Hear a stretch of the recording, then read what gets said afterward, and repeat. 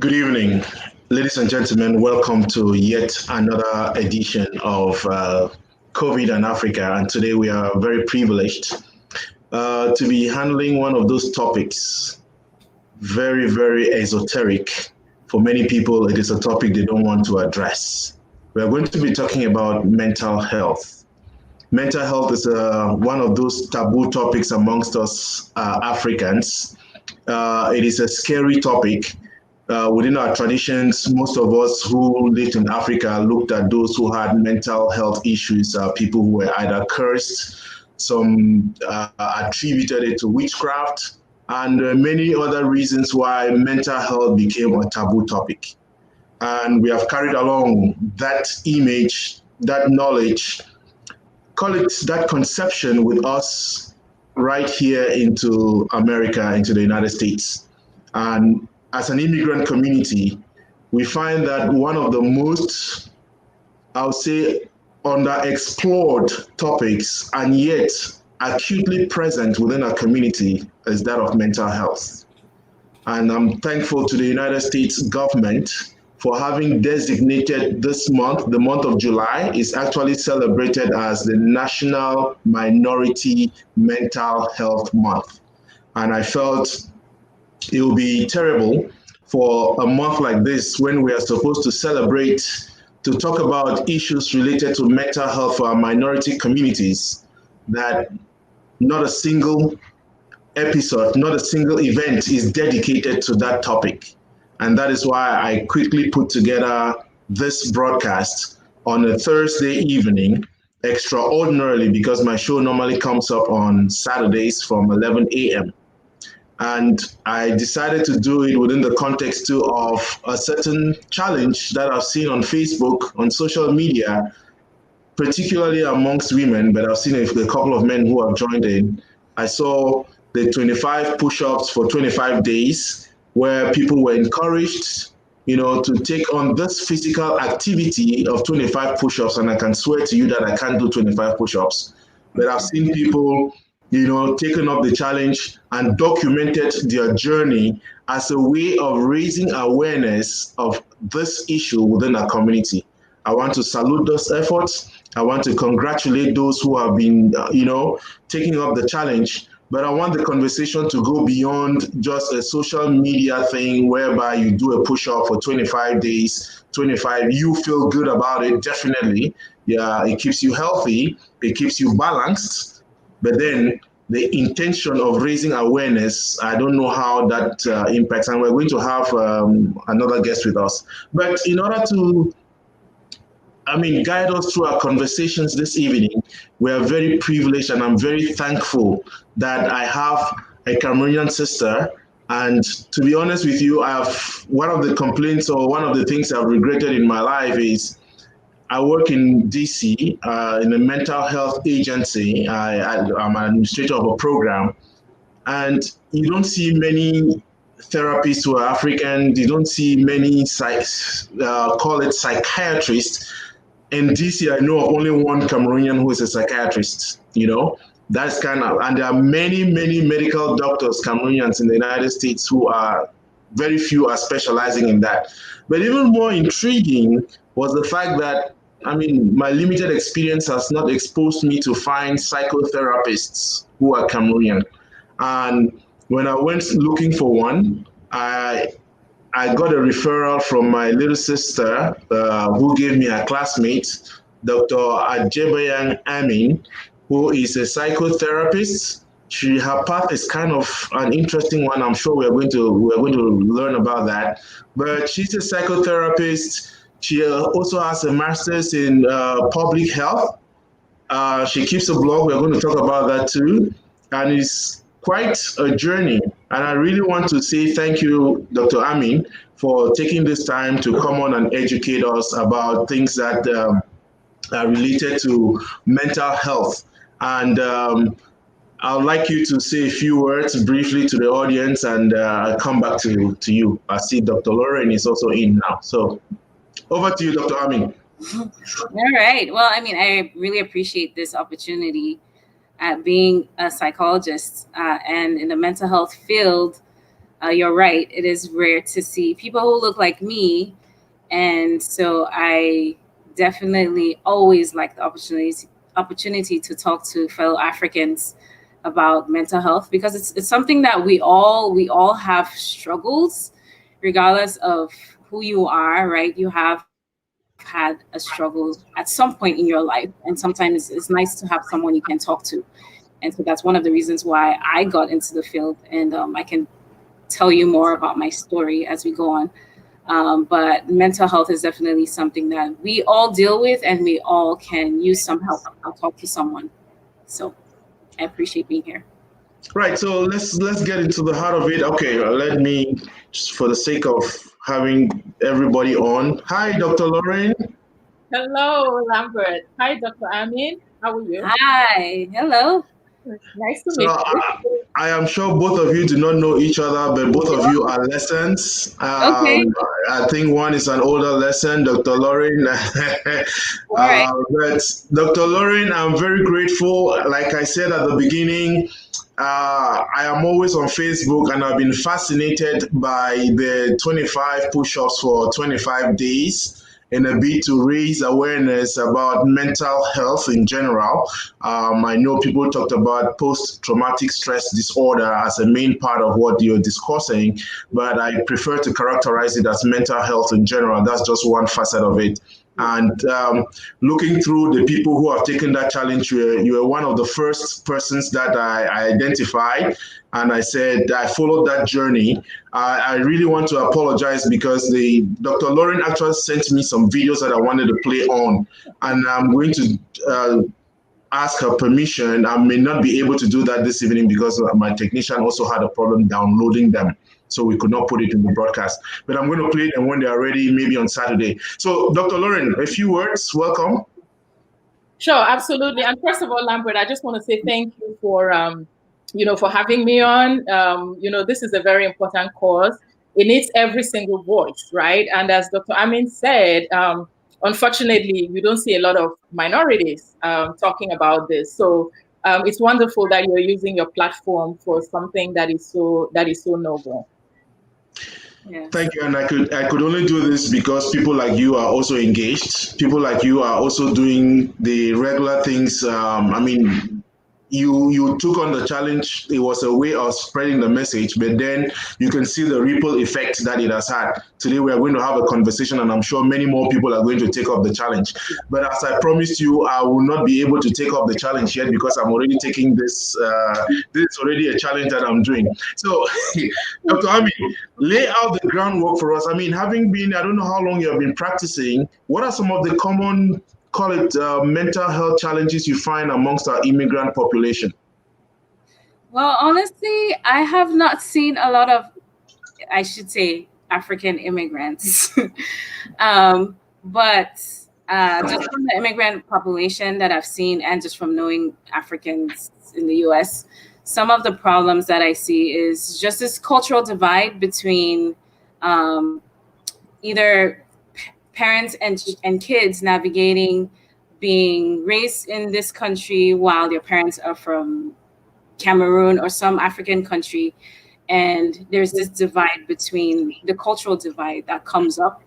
And then common issues like anxiety, depression, there's trauma that people have been through, struggles with relationships. Relationships is a huge issue just in navigating either friendships or making friends, and then also intimate partner relationships and that dynamic, struggles with abuse of drugs and alcohol, issues of loneliness. The US can be really lonely, especially with people who are leaving a culture which is used to the collective, right? Like Africa, you're used to going to somebody's house, like just walking by and saying hi to your neighbor, or not even having to call before going to visit a friend. And that's not something that is common here.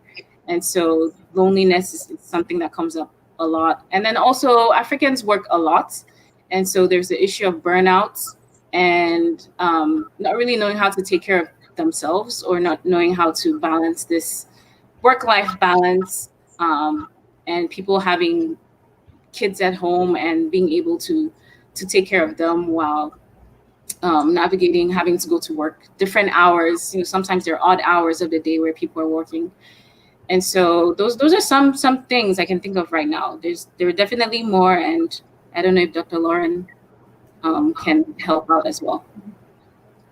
So, Dr. Lauren, I mean, I forgot to do an introduction of you properly, because you have a PhD in something about food safety, and that's the much that I know. But it will be interesting, I mean, for the sake of the audience, just to introduce what you do, and so that people can also feed into that. Yeah, absolutely. And I'm going to apologize because I have a cough drop in my mouth. I have a cold.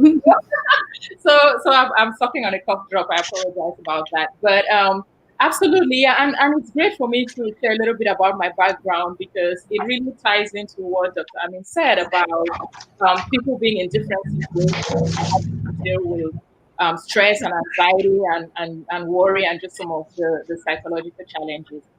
So by training, I'm actually a food scientist. I have a PhD in food chemistry from the University of Maryland. And then I actually started on my career as a professor. So my first job was, I was a professor at Virginia Tech for 4 years. And then I went straight from my PhD into being a professor, right? I didn't do a postdoc or any of that. So it was one high pressure position to another. And then after that, I went to business school and I got an MBA in finance. And so I am a global business development director for a Fortune 500 food ingredients company based here in New Jersey. And I've been in with my company for a little bit over 12 years. And I sort of started, and I've had the opportunity to have progression within the company, among different roles. So in addition to that, I am also the founder and president of the Kowa Women's Foundation, which is an organization I started really focused on educational and professional empowerment of African girls and young women. So in my career, again, Dr. Amin talked about the fact that she rarely sees Black people. In my career, all the way from graduate school to university, being a professor and now being in the corporate world, I can count on one finger the number of times we've interviewed Black people, much less Black women, right? There's very, very few. So one of the things I'm really focused on is developing a talent pipeline for people like myself, telling people, as you can see, my educational and professional background is a little bit different from what most people know. People don't think about, going from being a research scientist to being a business director, and hopefully to share my experiences. Yeah, I mean, before I get back to that's kind of interesting. Why did you choose to go and do a PhD in food science? I mean, what is, because for some of us, food is something that we just have to consume. We have to really go to study that much about it. So it's kind of interesting that you did a PhD in that. And I can confess that at least I know a little bit about studies. Yet this is a new one for me. What was the motivation? Yeah, and to add to that, Lambert, there's very few Cameroonians who are food scientists, right? You probably don't know a lot of. I think we all know ourselves. All of us. I don't know any.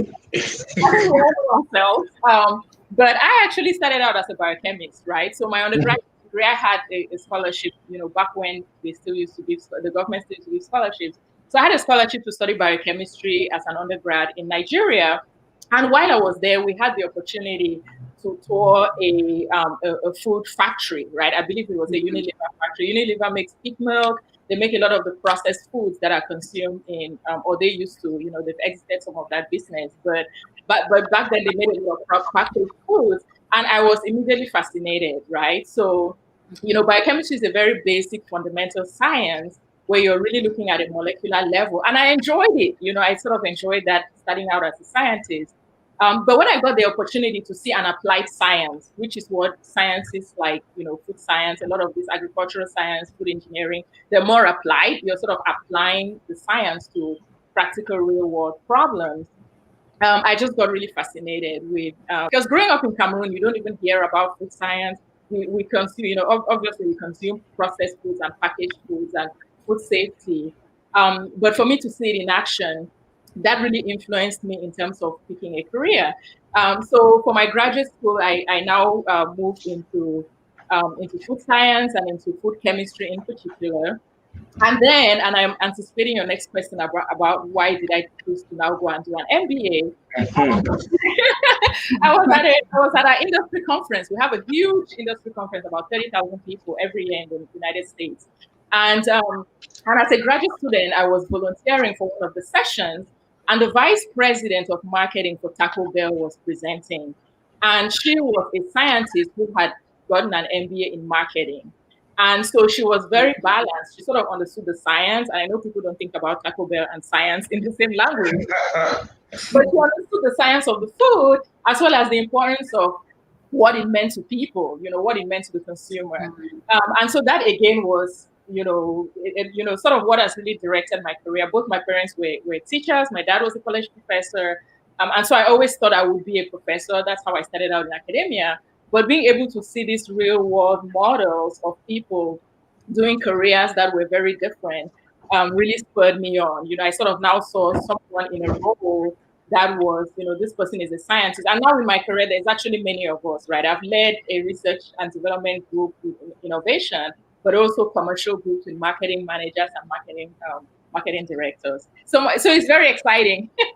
I can tell. I feel like I should also go back to school and do something which is, more exciting than this. But Dr. Amin, let me come to you too and ask the same question, because like we started off, this is kind of an extraordinary path. I mean, in my previous sessions, I have brought in some people who are nurses, which is a very popular path. And many people these days, they want to be. I'm very happy to say that I'm seeing many more African immigrants becoming nurses and doing psych. They are concentrating in psych. They are nurse practitioners. It's a great thing. And I'm going to talk about that experience very shortly.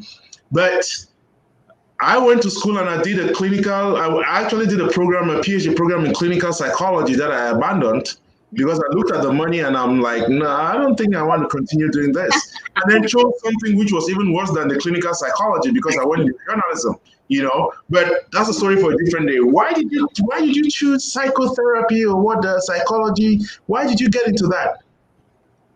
Yeah, so interestingly, the very first major I had in undergrad, my freshman year was biochemistry. But first semester, I recognized that is not for me. So yeah. There's something going on in Lords about biochemistry. I think it's more of just knowing science and wanting something to do with science. And so that's why I chose it initially. But I found out that it wasn't for me. I really wanted to work with people. So I switched to biobehavioral health, which is what I did during my undergraduate years. And that is looking at the psychology and biology towards health issues. And so I was really interested in understanding why people do what they do and also wanting to help people to be healthy. And so those were the two things I was basing it off of. Why do people do what they do and how could I help people be healthy?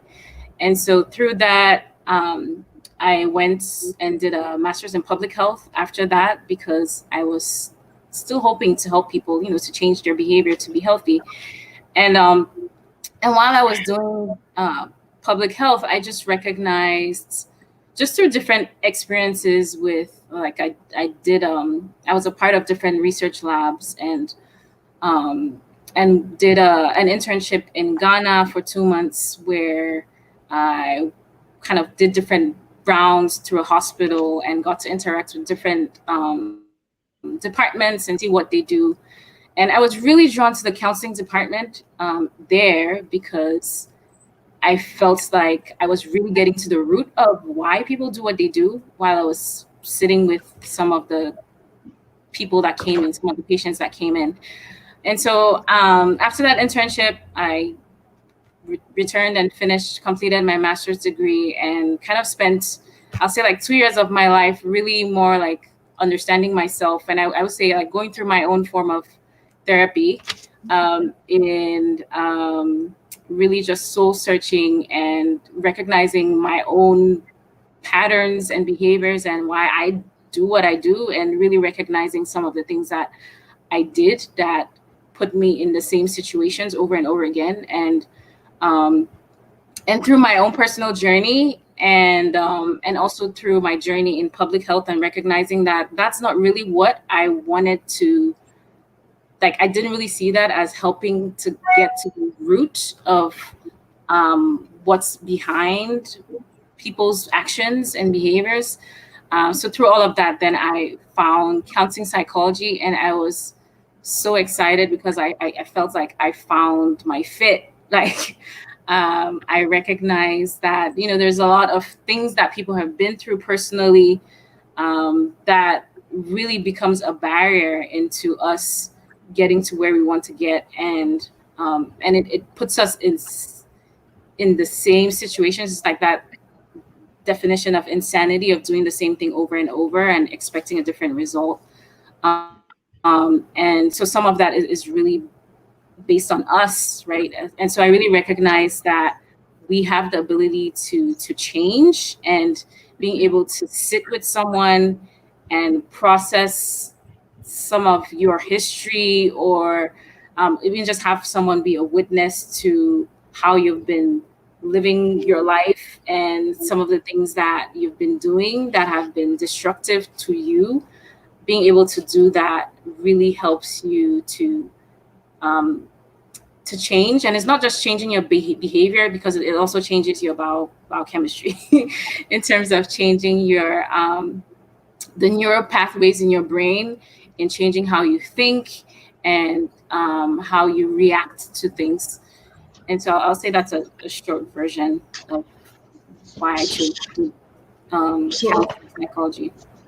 I would say, listening to both of you, I would say you guys are, I mean, extremely lucky. It seems as if it was a straight path, you know, just moved from biochemistry, then onto public health, then all of a sudden, you know, it is psychotherapy, psychology, counseling psychology. You started off biochemistry, then went into food science, and all of a sudden an MBA, everything is cool. So no problems along the road.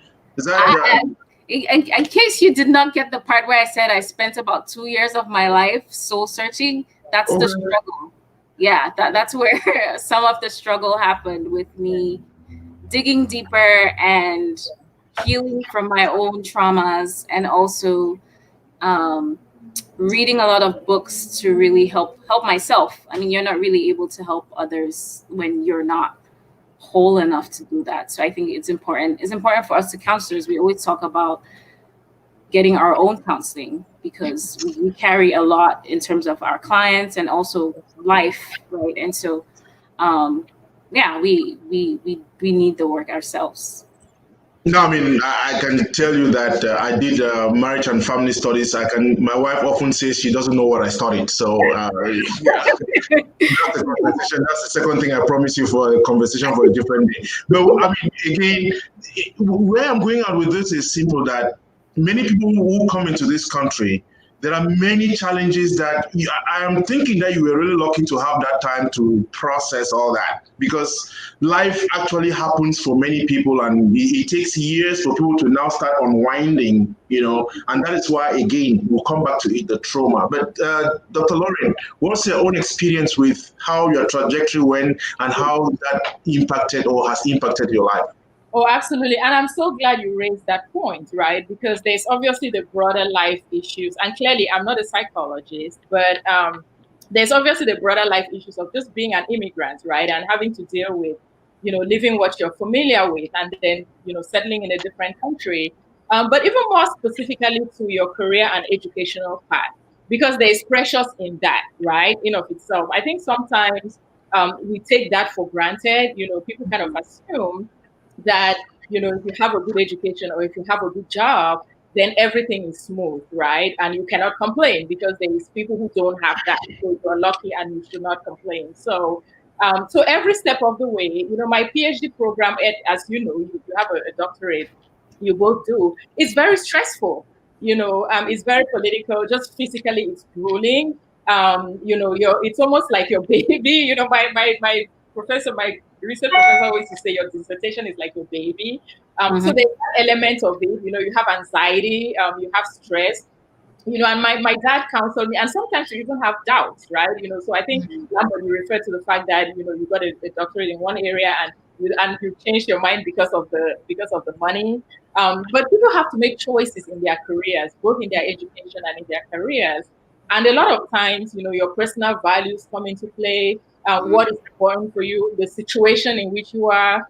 And I remember when I was doing my doctorate, my dad once said to me, it's a personal journey, right? It's not about justifying it to anybody. Stay with it because you believe in it, not because of what anybody thinks. So that started with, even right from graduate school, sort of having to deal with these choices and what do you prioritize in doing. But I will share with you that, particularly in the corporate world, I faced a lot of stress, right? A lot of situations where, especially when you're a minority and you're the only person. I was the only Black director on my campus for about 6 years, male or female. So there was a lot of pressure on me because, I felt like I had to perform. All of the other Black people came to me with their questions. So you face a lot of self-imposed anxiety. You worry a lot. But what also helped me was someone sent me an article. And again, Dr. Amin may be aware of this, but it was on this phenomenon, which is called minority leadership loneliness. So a lot of minorities who are in leadership roles actually face a lot of loneliness, right? We see they promote people and they go, well, this person is the first Black person to do this, or is the only Black person on the board.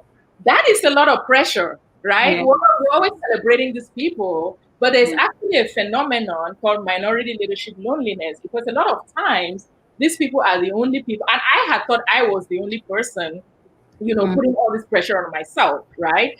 And so it helped a lot to realize that, and as you people probably know, there's a lot of exodus of very high performing minorities from jobs just because of this pressure, right? So this is an issue of a situation. I think it's what we're seeing this year with COVID and a lot of the tensions. But sometimes people are in a particular situation where the mental pressure and the difficulties just become really, really, really difficult to deal with.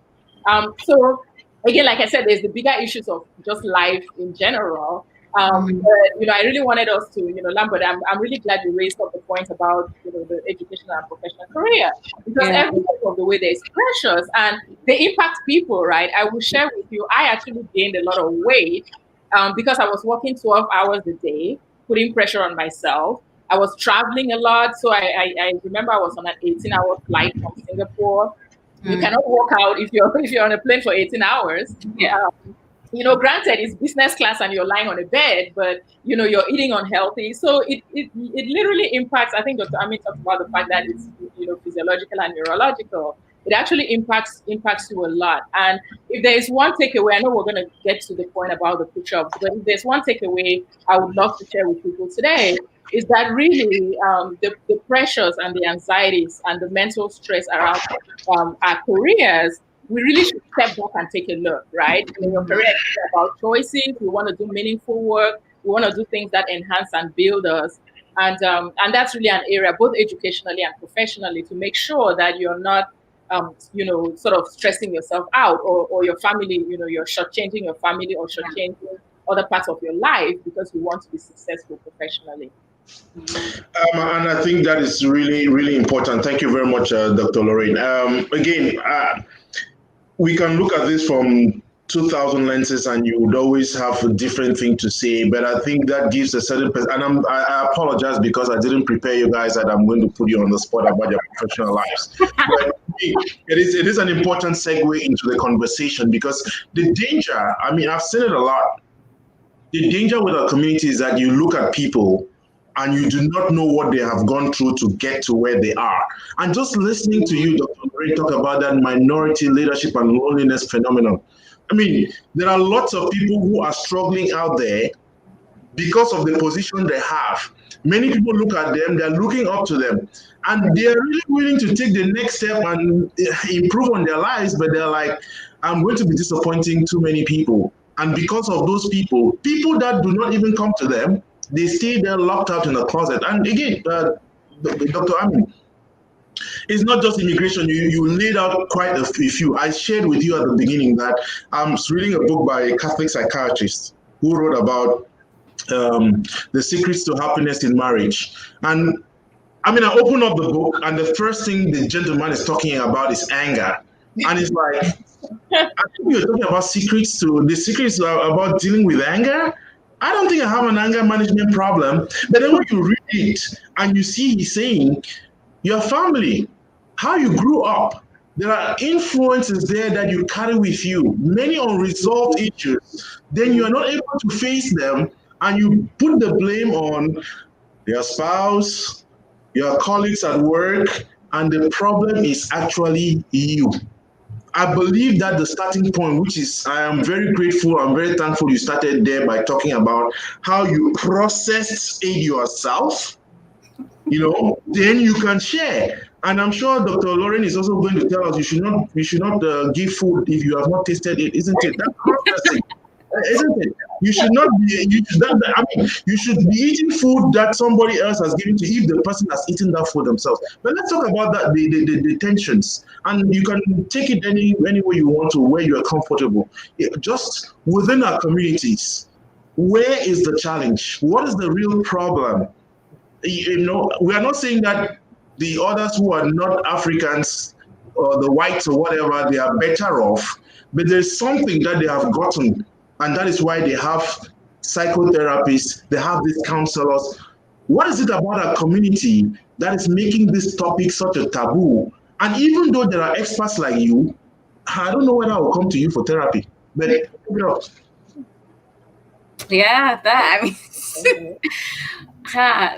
there's so many places I can go with this. I agree that it is a taboo for sure. And I would say that I think something that we need to look at is just the history of it in terms of back home, back in Africa, right? Being a culture that is highly spiritual, where we think about evil forces and evil spirits, and we think about God, we think about the devil and God, right? And we also think about witchcraft, right? So a lot of times when we experience struggles, that is a lens that we look to. We look at who is against me, like who has sent some spirit or some evil something against me. So that's one thing we look at. And then also back home, the idea of psychotherapy in the way we do it, the way it's done in the Western world, right? Of going to a one-on-one counselor, that is not something that was known or was done in that way. Because historically, there were aspects such as traditional healing that was done completely different. And some of those things that were done through traditional healing served similar purpose to one-on-one counseling. So there are some aspects that were lost through colonization and through the history of Africa, right? There's some of those good practices that were lost, which are separate from other practices such as the evil spirits or the spiritual practices as well. So some of that translation, we bring all of those thoughts and ideas when we think about therapy, or when we think about mental health, I should say. But here in the US, we are in a completely different culture. And so the means through which the US as a culture thinks about mental health, or just their perspective, is more cognitive in terms of, it's more like, what are you doing? What can I do to be different, right? This culture is completely different from culture back home, where we think about things in a spiritual lens. Here we think about things more in an intellectual lens. And so just those two cultures, cultural clashes, is something it's something that we don't think about when we consider mental health. But that's one reason why the translation to seeking therapy here is not something that we do or we're used to. Now thinking about counseling here, there's also another level of talking to someone one-on-one, where we're used to doing things in groups back home, right? And talking to someone who's a complete stranger when we're used to talking to families and talking to relatives, right? So all of those factors play a role in why we seek or we don't seek professional help. I could say more to that, but I would pause there in case. Yeah, I mean, again, let me do the unusual. I'm sure you don't crucify me for this. Dr. Lauren, have you ever consulted a psychotherapist? You know what? It's interesting. I haven't, but I do want to share that I was very fortunate that I had the opportunity to have an executive coach at work as part of my professional development, who turned out to be a clinical psychologist, right? So it was a happy accident, right? A lot of executive coaches are usually not, they don't have a PhD in clinical psychology. My coach did, by an act of God. So I really got to understand a lot about, social, sort of psychotherapy, and really talking to someone who understands the whys of what you do something versus the what, right? Which is what a lot of coaches do.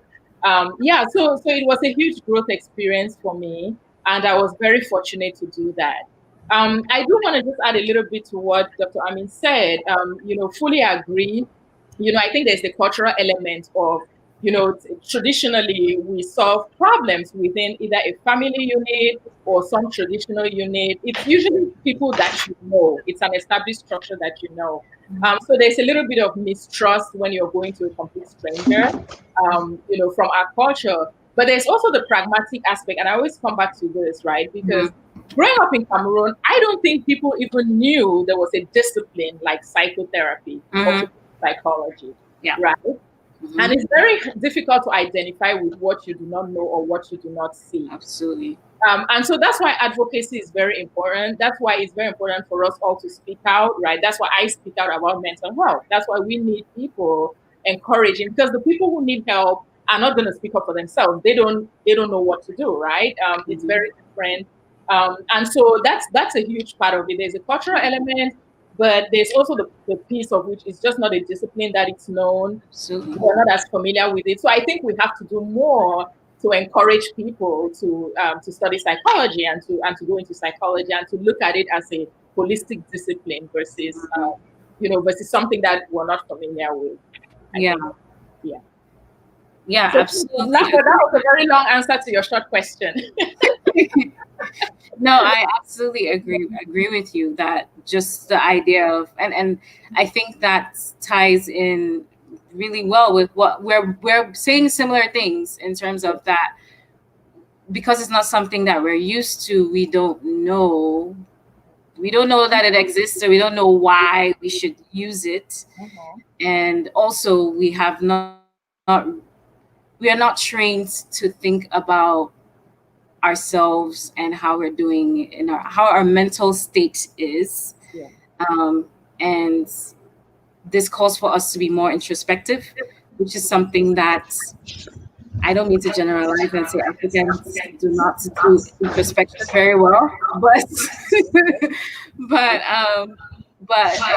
sometimes we have a hard time slowing down and really thinking about ourselves and why we are doing what we're doing and how we are interacting with people. And it's easy for us to push the blame and say, oh, my dad, or is this my husband, or whoever it is. But to actually look at yourself and say, wait, what role am I playing in this? And maybe there's something about me that I can shift. That's something that we don't do very well. And we can be better. We can grow. We can grow in doing that more. Yeah. I'm sorry that I got disconnected here because I think the devil that you mentioned something.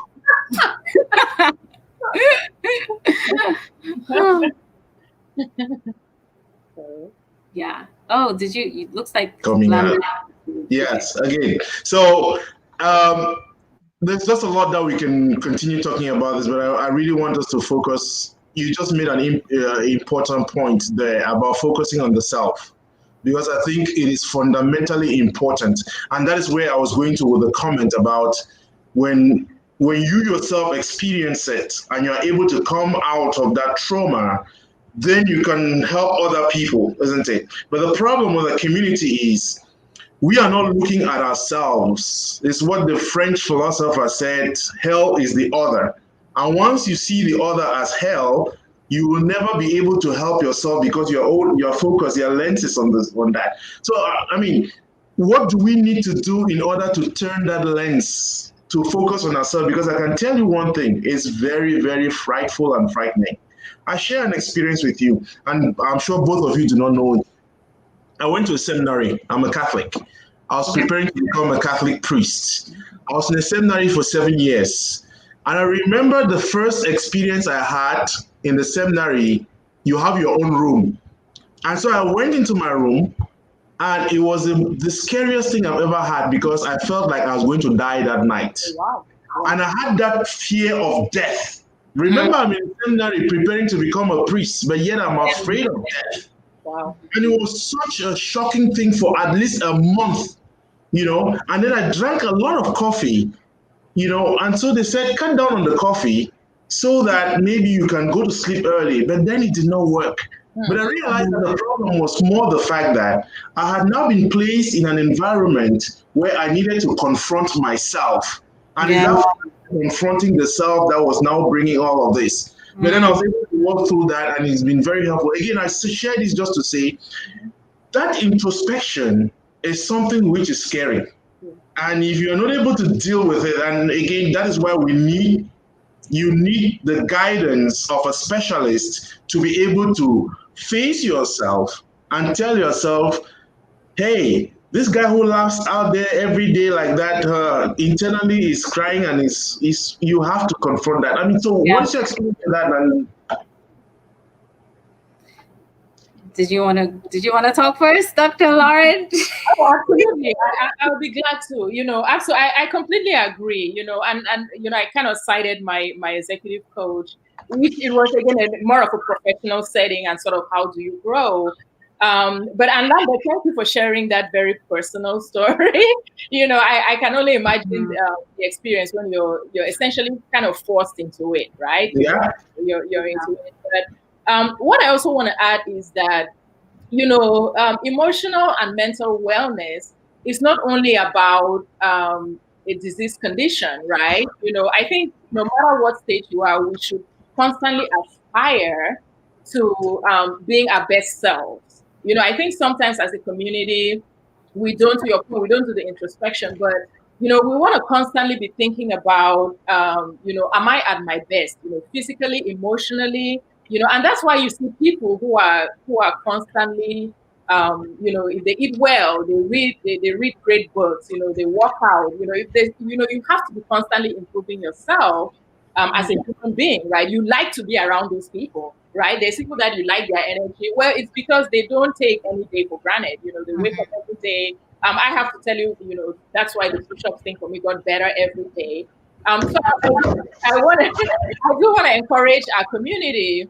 I think sometimes you feel like it's too much indulgence or you're spoiling yourself by constantly seeking to improve your mind or improve how you think or improve how you perceive yourself. It's nice to love flowers. It's good to love great food, right? It's good to think about how am I eating? Can I change my eating habits? Can I read a book on self-improvement? So absolutely, we need. I think it's like moving that emotional and mental muscle. We constantly want to be thinking about where am I in my life and where can I grow, right? Or we look at somebody and say, oh, I admire this person, what is this, how can I be like this person, or what can I learn from this person's lifestyle? So we do not do enough about that. We get up and we go every day, right? We're all very busy. We have a lot to do. But I would encourage everybody to constantly build into your life. If you're sitting in a plane, make sure I don't, I used to do a lot of work on a plane. When I was traveling, I'll pull out my laptop and I'm working.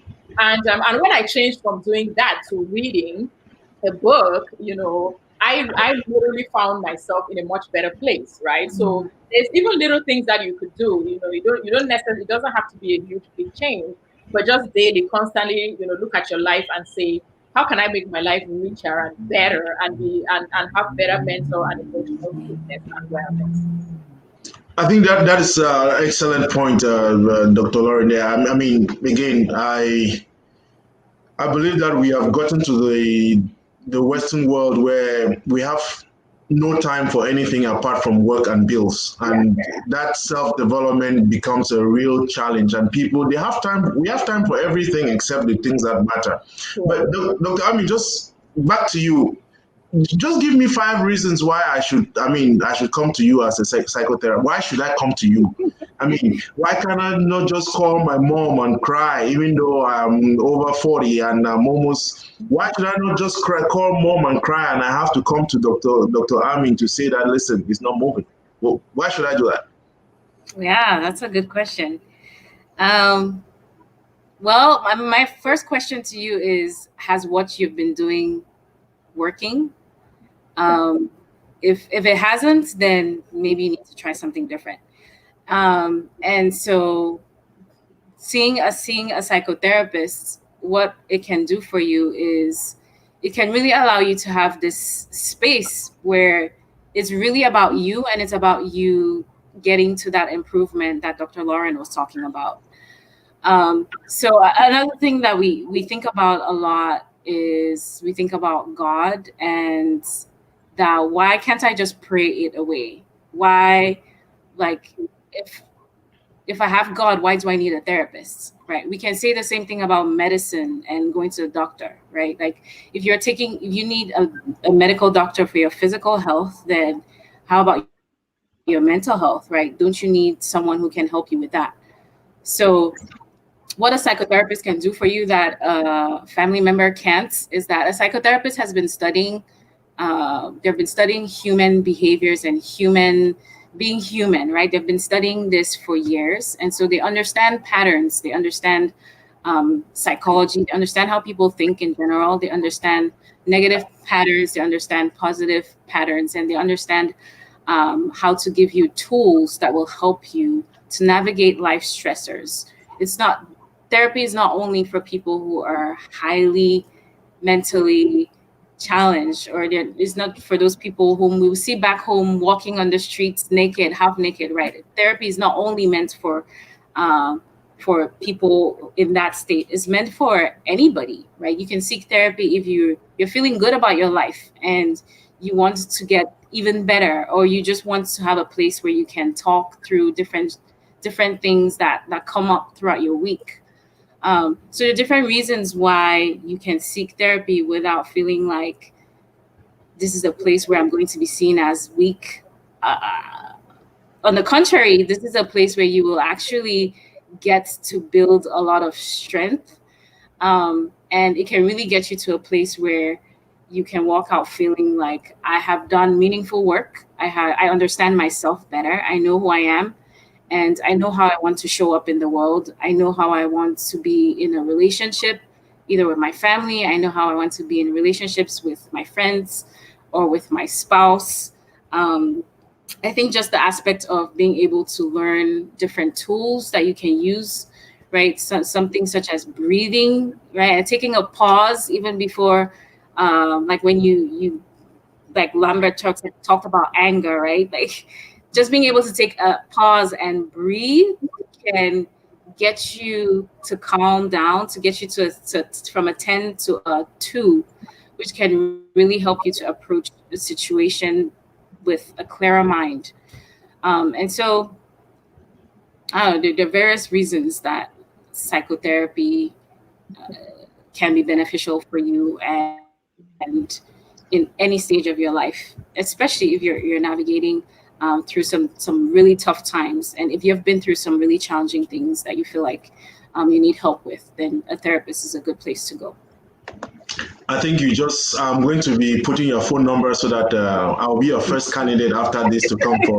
I think you did really well. And again, it's something that really struck me too is this, and I apologize. Technically, I'm not supposed to be doing like injecting myself into the conversation because I'm supposed to be moderating this. But look, many people go to priests to confess their sins, isn't it? And many people, they prefer a priest that they don't know. And I often say that having gone through the seminary, my best experience of confession is to my best friend. So my friend with whom I went through the seminary and who has become a priest is the best person to whom I go for confession. Because then it's not just, it's supposed to be something that is related to Christ and all that. I get it. But then this is somebody who understands where I'm coming from, isn't it? And where am I going to with this? Because we find that within our community, there is people do not want to use the people like you, isn't it? There's a pushback about using local talent. I don't want to go to an immigration lawyer who is Cameroonian. I don't want to go to a dentist who is Cameroonian. I don't want to go to call anyone, isn't it? I don't know whether it's the same thing. Let me take that to Dr. Lorraine. Do you feel that? Do you have that kind of? I mean, people are bound to eat, so definitely the food scientist in you, and you know. Yeah. Oh, absolutely. I mean, I think it's a pervasive problem. To your point. In every field. I think we for some reason we've internalized this idea. I think it was Bush who called it the bigotry of low expectation. We've internalized this idea that we're not good enough, right? We believe that our own people are not good enough. Our own lawyers are not good enough. We judge our people differently. So if somebody, if our own person does something incorrectly, we judge them very harshly compared to someone else. So again, I think it goes back to this whole idea of how do we think about ourselves and then how do we think about others? Because if you honestly believe that you're constantly improving and you're constantly elevating yourself and you're able to elevate people around you and you're able to elevate your community, then you feel a little bit more comfortable engaging with the professionals in your community. I think, Lambert, to your point about your friend who became a priest, that's actually a great example because we respect our priests a lot, right? I think that's one of the areas where, as Cameroonians, we have a lot of respect for our priests. We're very, we sort of elevate them. But that's not the case for a lot of other things a lot of other fields that we're in. A lot of people will not even listen to what other people do, or even if they do, they don't take your word for it. I always joke that people come to me for advice and say, well, I want to do a PhD, right? And whatever advice you give them, they don't take the advice because they just they'd rather go listen to somebody else. So I think that as a community, we have to continue, number one, elevating ourselves personally, but also being able to elevate other people. So Dr. Amin, for instance, I hope that your circle of people, I think Dr. Anyangwe called it, destiny helpers, right? I hope you have circles of people who are helping you in your destiny, in that they talk about you, they refer you, they're complimentary about what you do, about your expertise. And we should be doing more of that. I think, Lambert, that's why I'm on your show. We do want to keep promoting each other and elevating each other and trusting each other and being able to realize that we have quality even within our community. Yeah. Why do I think that you missed your profession? You should have been a psychotherapist, huh? I know. Yes, I agree. Okay. So before we get into real, I'm not saying that this has not been real business, but I believe that what you said at the beginning of this show is important, Dr. Amin. You know why the different areas where we are challenged mentally, and Dr. Lorraine, I'm coming to you shortly about this because I have to get to your experience, why you decided to do the push-ups. There must be something that would have pushed you. I don't remember the last time you did one before taking on this. But again, what is strange to me is this. We have a physical every year. You go for a physical exam every year. At least if you don't do it willingly, a job is going to require you to do a physical. You do a physical, everything is fine. I don't remember people checking their mental status except they are the president of the United States. And then the other part of it is this, that I shared this with Dr. Lauren yesterday, that in DC, there are about 75 agencies that are dealing with mental health. So you have an agency that's dealing with developmental disability, then you have one that's dealing with mental health. And you have many Africans, Cameroonians, who own businesses helping people with developmental disabilities. Over the last 4 years, mental health has become an explosive business in DC. And there are at least 10 Cameroonians who are in this space.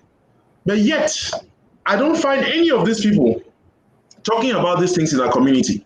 So it's like we are more into this maybe and it's okay because it's business, isn't it? That's why we came here.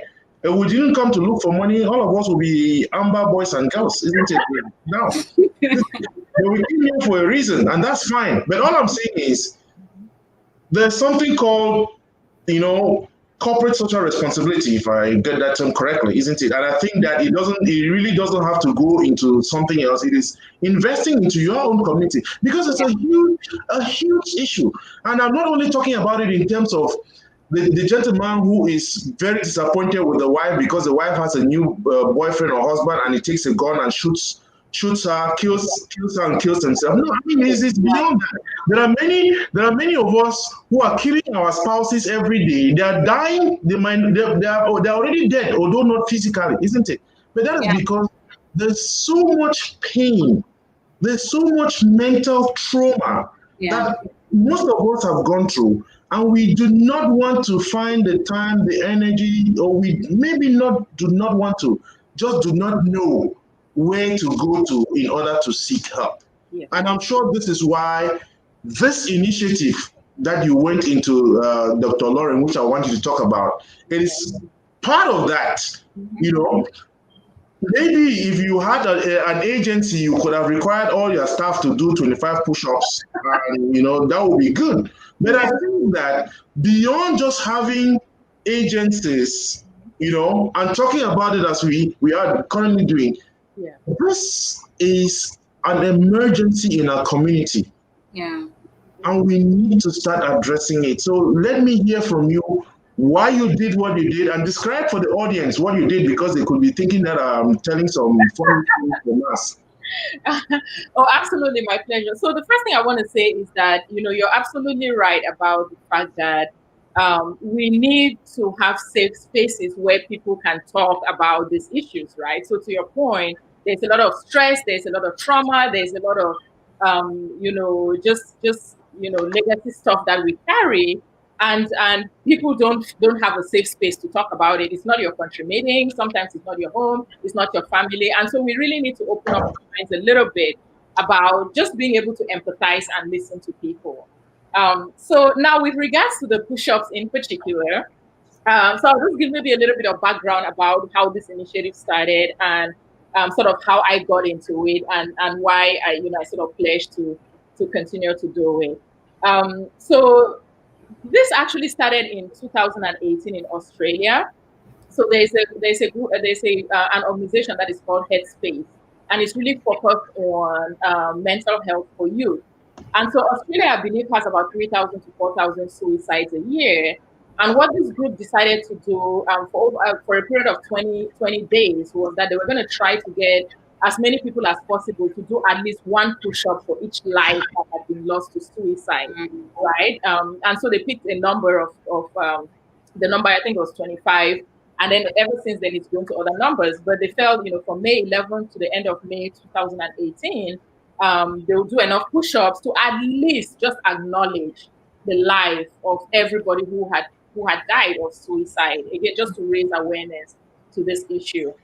So it turned out to be very popular. It now went to New Zealand, it went to South Africa, and over the last 2 years, it's now become a worldwide thing. Obviously the military picked up on it. A lot of the veteran organizations picked up on it because of PTSD and other mental health issues. And again, it's just a way to bring awareness and to get people talking about an issue that we don't talk about. If you think about people who are really, and again, Dr. Amin is a psychotherapist, but a lot of people who are sort of going through this stuff, they're not even in a position to talk about it, right? A lot of times they're not even in a position to find the words or to verbalize. And so the advocacy of other people elevating it and just saying, be aware of this, it really makes a difference. It really helps people feel like, okay, I'm not alone. At least somebody hears me. That's just one step towards hopefully getting treatment or getting therapy. So now, in terms of how I personally got into it, I have one of my Lord's classmates in the UK who's actually very athletic. She runs marathons. She does a lot. She's very fit. And so she was doing this. She got nominated into the challenge by one of her marathon partners. And I was following her because I was very fascinated, right? And I could see it's very grueling to do 25 push-ups every day on camera, on camera. And so I was sort of cheering her on and encouraging her. And then she now tagged me, right? She said, okay, now it's your turn. You pick it up. So, when it was now my turn, I thought, oh my God, I cannot do this, right? The most number of push-ups I had ever done at the time was 8 push-ups, right? So now I'm going to go from doing 8 push-ups to 25 and on camera every day and sort of talking about it. So day one was actually the most difficult day for me. I think Lambert had mentioned that to you. So physically, it is grueling, right? When you do push-ups, your chest hurts, your arm hurts. You can get injured very easily. But the mental barrier of just thinking that, can I actually do this, right? And there's a lot of people who just back out, right? There's a lot of people where I cannot do it. But I will tell you, every single person, right, that has been a part of this, my friends, my classmates, family members that I see, I sort of see the emotional and mental growth. Because the first step is being able to say, I can do this, right? This is something I haven't done before. It goes back to that whole point about personal improvement and personal growth. To say, you know what, this is a challenge. This is a worthy cause. I'm doing this for a reason. I'm doing this for somebody. And to move your mind to say, I'm going to try this and I'm going to do this. And then you get to it, and I just want to say that personally, I'm very fortunate that I have an incredible support system, just personally, right? I have, people, very positive, affirmative people in my life who support me. They provided music suggestions. I did my push-ups to music every day. I usually walk out to music. So I got a really nice playlist, sort of coached me on every single day. And sort of moving forward with it. And by day 5, day 1, 2, and 3 were just physically very difficult. Again, like I said, your body hurts, your chest hurts. And then the fact that, I work full time, right? So you have to think about, how do I fit this into, if I have an early meeting or, and I have to shoot a video. So you think about all of that, and then one day you get up and you realize, oh my gosh, this is the new me, right? I've been able to, I don't have anxiety about this anymore. I can do it. The endorphins are flowing. It's very positive. And so it's turned out to be a very, very positive experience. And the fact that it's a shared experience and, having so many people participating and again, talking about mental and emotional wellness and health has just been very rewarding. I really want to apologize because for the sake of the audience, you need to watch those videos. It's. I need to watch those. Yes, I was just trying to get my technical guys. He could not really compress them, but we are going to talk about it later. But Dr. Lorraine, I really want to appreciate your effort.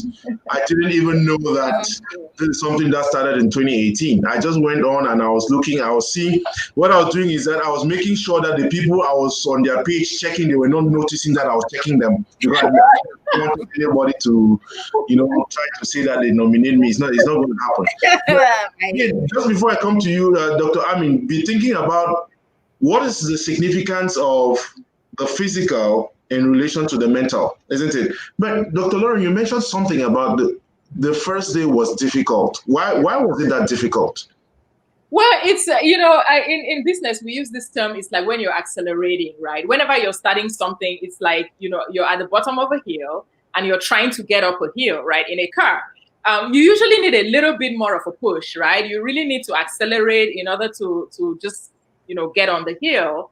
And day one for a lot of people, as I've observed, I will tell you, to your point about sort of getting workers, I got my colleagues involved, right? I made sure that I socialize this thing as much as possible.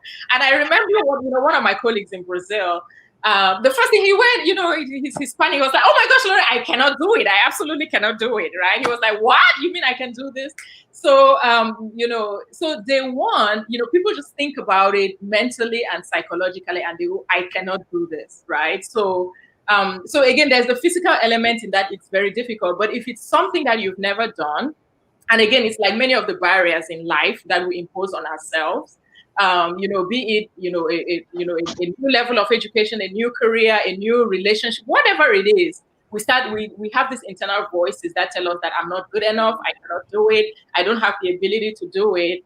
And until you try it, right? You just say, like I said, I'm going to try this, and if I fail, I'm going to fail on camera. And so day one was a lot of pain. And I see a lot of people that have nominated, when they start, the first day is just really painful, and you can really see them struggling. And I have to tell you, my colleague in Brazil continued, right? He finished his 25 days and he goes, "Lorraine, I love this, right? I'm going to keep doing it. I am still doing it." So again, if I can encourage people to always think about wherever you are, you probably can be better, right? Don't limit yourself. Exercise. I know Dr. Amin is going to talk about this. But there's a lot of science around the benefits, the emotional and mental benefits of physical activity and exercise. And so just push yourself. I know, Lambert, you said you were hiding because you didn't want to get back. I assure you, you can do 25 push-ups a day. You can, right? It's not impossible. Yeah, you're right. I can do 25. You're right. We'll see how that goes. Yeah, so Dr. Amin, talk to us about because again, I believe in, and I'm sure Dr. Lorraine will attest to that, you are doing this for a greater cause. It's not something that you are saying that, oh, I need to do these push-ups, but you are benefiting from it physically. You are punishing yourself, and in the process of punishing yourself, you are benefiting, but there's a reason behind that. And is that bigger picture? Is this thing where I came to America and they say, pass it along, you buy coffee for the next person? I'm like, how am I paying for somebody's coffee and then I'm getting how is that possible? But for the sake of it, hey, pay for the next guy and pass it on. But Dr. Amin, to you, why is it important? Because I've often asked myself, why do I need to punish my body in order to feel good?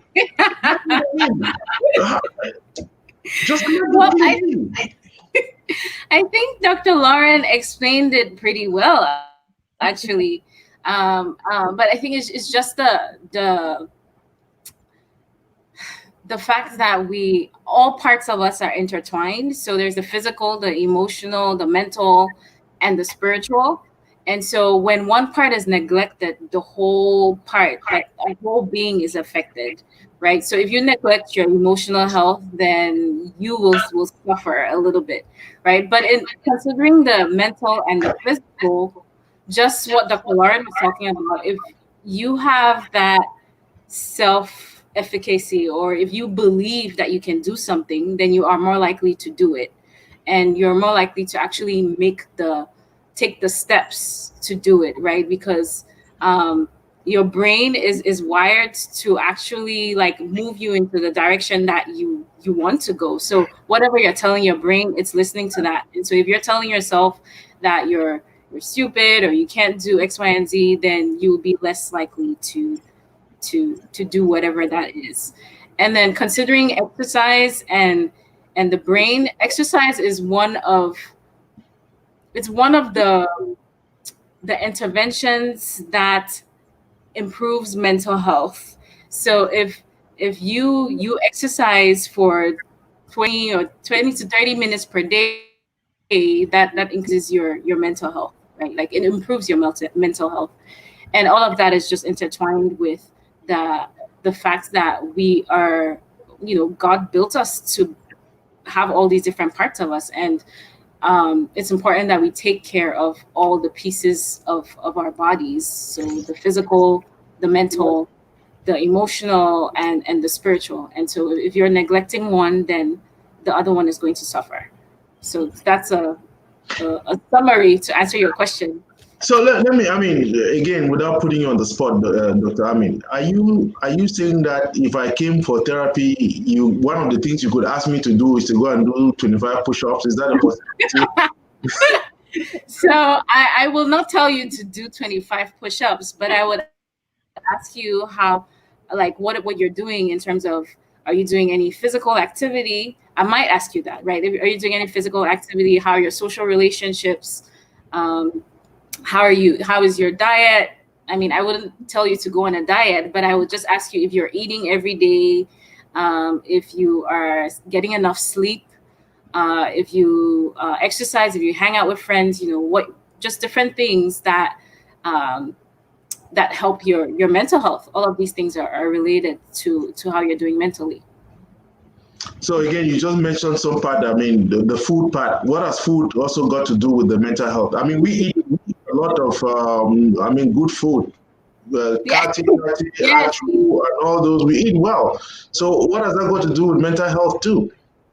Yes. So it's not that I would be recommending what you should eat. Is more of seeing if you are eating consistently. Like, are you eating like at least 2 meals a day, right? Are you getting enough food in your system, basically, or are you skipping meals, or are you eating 6 heavy meals a day, right? Like, so just is more of figuring out or helping to understand what your eating patterns look like, and how that may be either helpful to you or detrimental to you. So it's really not my role to recommend what you should be eating, but based on what you're eating, it could show up with, if you're not having enough food, then you would be more likely to be tired, and you might not have enough energy to go to work, or to do your schoolwork, for example. So it's important for you to have enough nutrients in your body in order to function. So, Dr. Lawrence, over to you now. Again, let's go back to the 25 push-ups. And I'm thinking, you mentioned that first day was difficult. Right. Yeah. What are some of the other things what challenges you faced along the way? Yeah, absolutely. Yeah, and before I do that, I just want to piggyback a little bit on the food element, right? So okay. So she covered it very well. And I also just wanted to add, the other extreme of it, which is really mindless eating, right? Because that's something that we have in our community. We often don't think about what we eat and how we eat. So a lot of times people eat just because someone offered them food. Yes. Right? Or so we do a lot of mindless eating versus mindful eating. Mm-hmm. And you can still be very disciplined about food, still eat everything you want to eat, but just eat it in a way that is healthy for you. So I just wanted to go back to that, because I think, again, we're a very social codependent culture. We have food all the time. If you're with people, you have to eat. You can't turn down food. But if you just take a little bit, right? Take a smaller portion, or if you're cooking the food, make sure that you don't take 7 different kinds of whatever, right? So I think simple eating also helps a lot, because that when you have control of your eating, again, if you're conscious about what you're doing, I think you feel a little bit more empowered versus when you're sort of just being reactive and sort of going with the flow. So I just wanted to add that element of food, because that's a whole other area we could. Thanks for bringing that up. That is definitely an important area which affects us, because we're used to being offered food, and we feel like if we refuse, then we're disrespecting something. But that does affect us. Absolutely. Or your brain, right? People think it's vanity, if you don't eat everything on your plate. If you say, okay, can I eat this, have this as 2 meals versus 1. So again, it's just being mindful about our relationship with food. So great. Okay, so now in terms of the challenges and sort of making it through with the push-ups, it was just so first of all, again, like I said, there's the physical challenge of just getting up every day, preparing your mind to say, I'm going to do, because the fact that it's on camera is a lot of pressure, right? Mm-hmm. You have to do it right. You can, you do 25 in a row. Now, I do see there are some people who they start and then they drop. I have to tell you, I'm very impressed. There was one person who did her push-ups and didn't do them well, and turned around and did 25 push-ups again the same day, right? You can talk about mental, just mentally telling yourself that, I'm guessing this was a perfectionist, which is not a bad thing, but they were like, okay, you know what, I'm going to repeat my push-ups. So there's that whole element of it. There's just the element of, by the time you're getting to, it is true by day 12, day 13, you're used to it, but you're thinking, oh my gosh, when is this going to be over, right? It feels like, you sort of hit that point where, like with a lot of things in life, you're just thinking, okay, this is a grind. It's interfering with my life. This is very difficult to do. There's a lot of people who just don't believe in it, right? Whenever you're doing anything good, there's always criticism that comes. People criticize how you do the push-ups. People criticize why you're able to do the push-ups. So there's always that negative noise, both internally and externally, that are a part of it. But I think, Lambert, to your point earlier, when you sort of keep the North Star in mind, when you know why you're doing it, which is what I always kept in mind when you're thinking about, okay, I have to be a voice for people. I'm trying to do something, this year in particular with COVID and the protests and the world just being upside down. And a lot of us just feeling, I'm sure many people feel helpless, right? They made a lot of plans for 2020 that, they cannot fulfill. You worry about family. So being able to do something physically and remind yourself that, okay, let me pick up the phone and call and check on somebody, or let me send them a quick text, or let me just check in on people. It makes a huge difference. Yeah. Again, I can't but say, it's huge, and I think I'm hoping, I'm going to come to that, what next after that, but for me, it's kind of a great initiative for our community. It looks so simple. It's not like you have somebody with a whip around, you have those negative voices, but then to be able to take that challenge, keep it through for 25 days. And like I told you yesterday, it reminds me of, hey, I'm sure I took some New Year's resolution. I don't even remember what they but you're able to keep them for 25 days. And I heard you say a short time ago that you're still doing the push-ups. That to me is a great thing. Now, Dr. Amin, let me ask you this. We have gone back and forth on a couple of things. How do I know if I'm depressed? Because we could be sitting here and you're looking at me saying that the way I'm Oh, wow. Okay. How do you know if you're depressed? Well, the first thing you want to do is notice if you are different from, like, if your functioning is different from how it was like 2 weeks ago, for example. Like, if you've been in the same place where you're feeling down, like you don't really have appetite, for example, or your sleep is disturbed, and you're not able to work, you're not productive at work or at school. Your relationships are suffering, for example, or your something is different from what you're used to, and this has been going on for at least 2 weeks. Then you need to check, maybe like see if you can see a therapist or talk to somebody. Sometimes even just having a conversation with someone about what's on your mind. Another thing is if you find that you repeatedly have thoughts, like you have thoughts that you've been ruminating on, maybe something that you're not able to get out of your mind, and it's been there for a while and it's preventing you from sleeping. You used to sleep 8 hours, and now you can't go to bed until 4 a.m. or 3 a.m. because you've been worrying about something. So just noticing what is different and how that is affecting your functioning. So is that the same thing? Is that the same anxiety? You are distressed? Because let me put it this way. I think there are I would say that there are lots of us who are depressed because of the current situation, isn't it? We may hang everything on COVID, and I'm not saying hanging in terms of just hanging. We are dealing with a lot that we have not been able to process, and because we are dealing with a lot, patterns have changed, isn't it? I went to pick up something from a friend, and he looked at me and said, "Man, this COVID has really done us a lot of harm.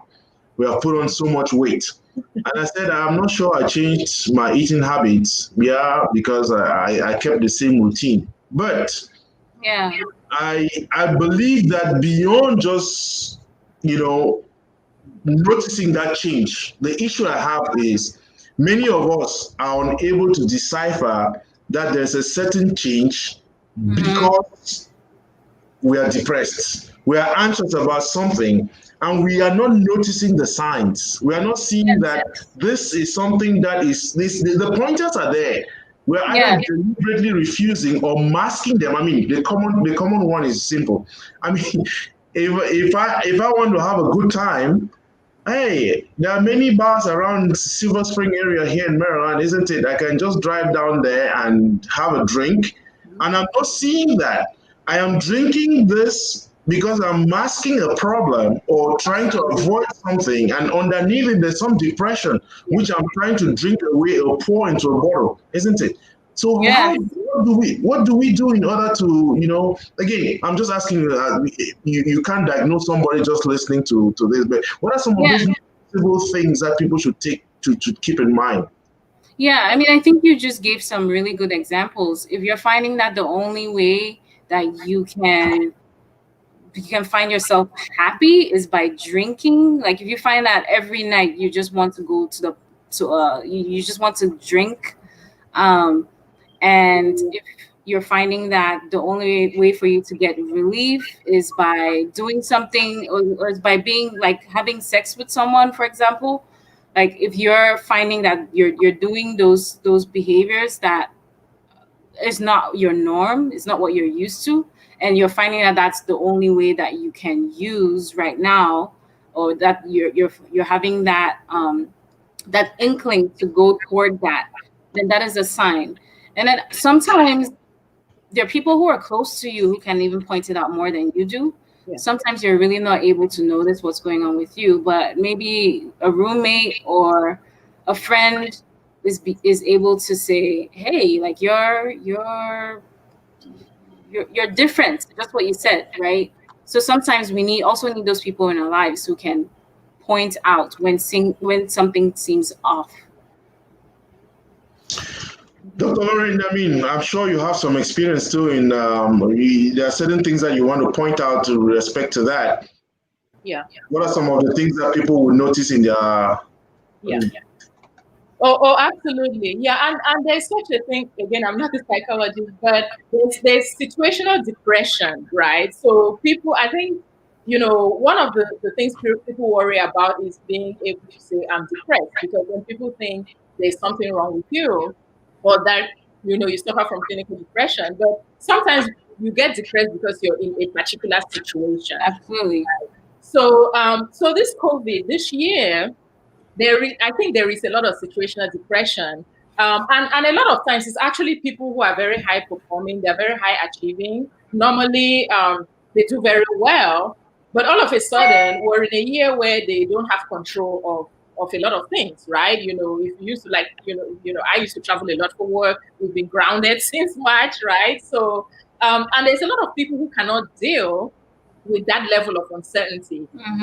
Think about a lot of A-type personalities, people who plan out their lives. They have a calendar. They know they know when they're going to go on vacation. They know what they do every day. Imagine what life must be like for them this year.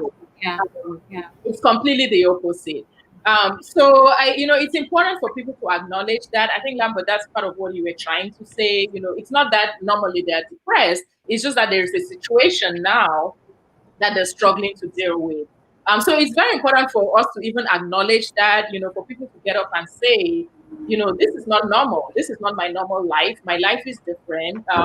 Everybody who used to get up and drive, if you had a commute, right? My commute was over an hour. I've had to learn how to adjust to not jumping in the car first thing in the morning to drive somewhere, right? You now have to work at home. So you have to make those adjustments. You have to be aware of them and deal with it. And then, as Dr. Amin said, hopefully you also observe it in other people, right? Hopefully people observe it in you. And that's why I keep going back to the point about, checking in on people. If you know somebody who was always very lively, used to call you a lot, you're not hearing from them anymore, or they used to text a lot, and all of a sudden now you don't hear from them. Just check in to make sure they're okay, because people are really struggling, and again, you have to be able to. They don't know how to cope, right? Someone has to help point it out for them, direct it. Sometimes all they need is just someone to talk to. Right. Yeah. And I think Dr. Amin said that it doesn't necessarily have to be a professional. They just want somebody to know that this is what, and they just need to talk it through. So that's very, very, very important for us to kind of move away from a lot of the things we use today. I think Cameroonians use alcohol a lot. That's not a secret. Yeah. There's a lot of alcoholism in Cameroon. There's a lot of people who use food. People use all kinds of things to mask pain and to mask trauma and to mask anxiety. We should try to move away from. So, Dr. Amin, following up on that, we are using things that we are used to, isn't it? Food, alcohol. Now you're asking us to move away from that. What should we? I know you have given us exercises. That's the 25 push-ups. But apart from those, I'm not sure. I'm not sure. Again, for the sake of the community, isn't it? I think we have laid out a couple of, call them benchmarks, isn't it? People should be able to check themselves and say, no, mentally I'm not fine. I need help. And people should be able to raise their hand. And we are saying that it is okay. It is okay for you to say, I don't feel okay mentally. There's nothing wrong with saying that. I don't feel okay, But it's not enough just to say I don't feel okay, because I think the people who are also thinking about saying I don't feel okay is because they don't know after that, where do I go to? I don't know where to go to. So again, I don't know any psychotherapist who is Cameroonian in this area. They maybe it's not. I don't know. But what are some of those? Where are the places people should be going to in order to seek help? And I just want to, because I hope this comes up, I want to acknowledge the fact too that in spite of all that you do, you also find time to write. And I encourage people to go to Dr. Amin's blog, African Mind Healer. Africa Mind Healer. And your choice there is interesting to me. Why do you want to heal the African mind? The mind is already crazy. Just forget about it. Just go ahead. But again, because I'm able to see, because I am a writer. I kept a blog for 3-4 years that I abandoned. But again, that is one way, a form of therapy, isn't it? Absolutely, sitting down to write your thoughts, that in itself is soothing. That's some form of therapy which I think our community has not explored. And I want to find out, since you gave me the permission to do it, because you said you looked into yourself and you found the solution. And I'm wondering whether this is one of the solutions and how this helped you in your journey as a psychotherapist, as a counselor. Yeah. I think you asked a few questions. So just to answer that one that you just asked, this blog. So I had a blog in the past, which was really more about my journey, and that was very much part of my healing process, writing. This one is more for others. So I would say that this is not as much of my healing journey. It's more of my thoughts. But regarding how people can, what people can do, because that's another question you asked. I think Dr. Lauren made some good points about the part of what the stigma is attached to thinking about a diagnosis as something that you're doomed to have for the rest of your life, which is not the case. And even just this period of COVID-19, is something that we all understand, that anyone who has struggles, because we're going through a pandemic right now, you are we all understand that this is the cause for anyone to be going through some struggles, because this is not our normal way of functioning. So that is completely understandable. And regarding seeking, or I should say tools, writing, which you Lambert talked about, that is a good way in just like writing, if it's right before you go to bed, having a notebook or a journal, whatever you want to call it, where you just kind of write down what you're thinking. You don't really have to organize it. You can just free write, and what that does is it really takes things out of your mind, which sometimes all of the worries can be because we just keep it all up in here, and we don't really let it out, right? So writing it is a good way to process and to get it out of your mind, and it eases some of your worries. There's something that we do called scheduling worry time, where you can say, you know what, I'm going to schedule 20 minutes where I'm just going to worry. You can write it out during that time, and then outside of those 20 minutes, this is not an issue that I'm going to think about, because it's not helpful for you thinking about it all the time. Another thing which Dr. Lauren talked about was having that social support, right? So if you have people that you can talk to, sometimes it doesn't even have to be you don't have to be talking about serious things, right? I know Africans, we love to just have fun and talk about random things. That is helpful too. But if you find that there's really something on your mind, it's also good to have someone that you can confide in, or share that struggle with. That is one way. Another thing is mindfulness or meditation, right? There are a lot of apps nowadays, such as Headspace is one. There's Calm. There is Sanvelo. There are different apps where you could go through guided meditations, or you could do an exercise on there, which could help you get more centered or breathe, and help you to de-stress. So there is a lot of resources just virtually through apps that you have, or through website. My blog, I do have a section there on resources where you can find where you can seek mental health resources. So if you want to see a therapist, there's some resources out there. There are also some resources for organizations, like African organizations, that you can connect with. And I have some of the apps as well on the link there. So those are just a few ways that you can process. And I think the main idea is really just giving yourself permission to take care of your health. So giving yourself permission to have self-care. So anything that you find relaxing or rejuvenating for you, it could be taking walks, it could be taking a bath, it could be cooking, it could be dancing, whatever it is that you feel like is something that you enjoy to do. Allowing yourself the time to actually do that throughout your week, so that you can, balance out some of the stress that you're experiencing. I think the best that you mentioned is that scheduled worry time, that 20 minutes when you can, that's that one I'm going to start practicing, scheduled worry time. Okay. After that, I don't need to worry about anything, isn't it? Just that period, isn't it? But Yes. Again, this is for the sake of the community. There are lots of ways in which we can avoid the unfortunate circumstances in which we find ourselves. We just are seeking for help in the wrong places and in the wrong persons.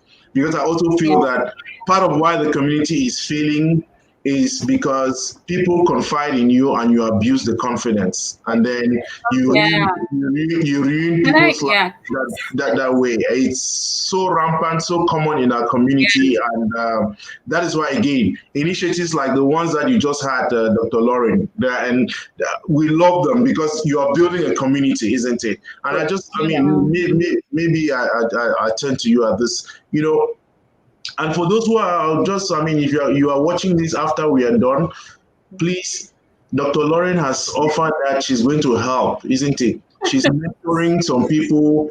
She's into food science. She's a business person.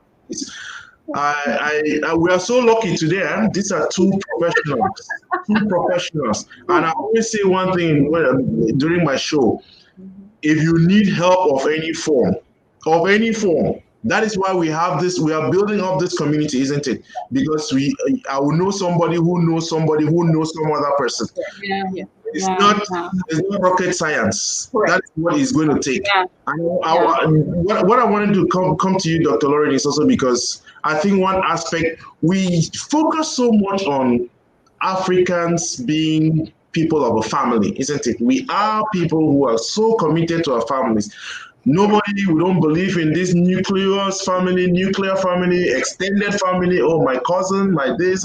Yeah. But then we find out that one of the common areas of breakdown is now within this nucleus. Correct. Our families are really, really struggling. Yeah. Really struggling. And one is wondering, what is happening?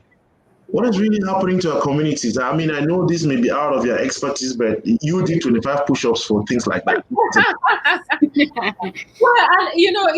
and there's a level of it that is not even about being a professional. It's just life, right? It's and so, I think it ties into, so I think a lot of what Dr. Amin said around your relationships and the kind of people you have around you and how you engage with them is very important. I think, Lambert, you touched on the issue of safety, right? Where you talked about sometimes you confide in people and then they misuse that information, right? They either use it against you, or now you feel like you've lost control. You're in a position of weakness because somebody knows what you're going through, right? So I think, I think I mentioned earlier that my immediate support system is excellent. It's great, right? I'm very fortunate. I have very positive people who encourage me in a lot of things.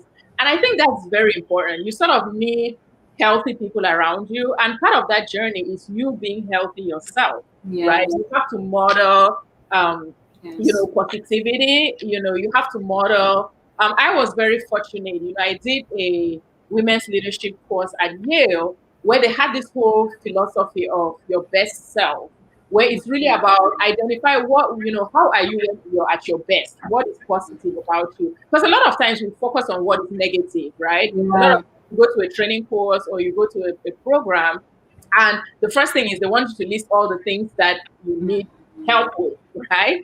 So, sometimes you have to turn it around and start thinking about what am I good at, right? What are my strengths that I need to build on? And when you do that for yourself and you're now able to, when you're affirmative to people, when you're positive, when people are around you and your energy is positive and it's not critical, if you're more forgiving of people, I think in the immediate family, that is very, very, very important. There are some homes that you walk into and the tension is in the air, right? You walk in and you feel, I've walked into people's homes and without a word, you can tell that there's a lot of tension. So we have to stop that, right? Whatever it is, you have to name the problem, figure out what is it that is causing this tension. Is it even something that is important? Is this something that, maybe it's something we can resolve or not?